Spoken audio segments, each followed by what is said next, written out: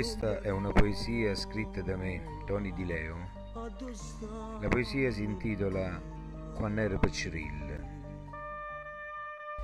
Quando ero piccirill, con ogni ciucciariel jevem in campagna.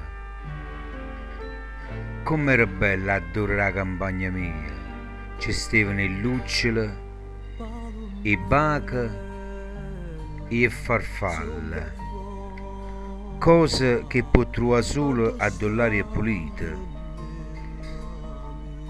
Com'era bella quando al sud di sete, rinda all'estate, un cafone stava racquando. T'avvicinava per bere quell'acqua limpida e pulita che faceva invidia a meglio acqua imbottigliata. E che lo bosco dove una gente per bere quell'acqua, quella sorgente che ormai non ci sta più, si è seccata. Ma vengono piante scrivendo queste parole. Hanno distrutto il paese a due sonnate.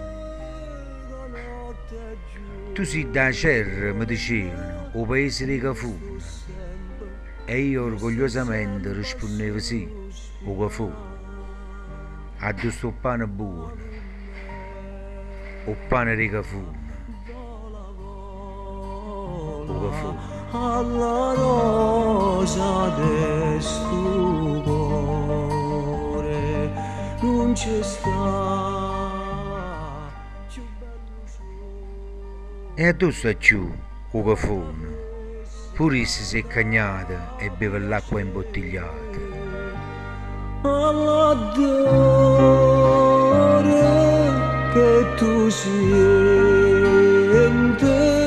a quell'occhio e a quell'orese che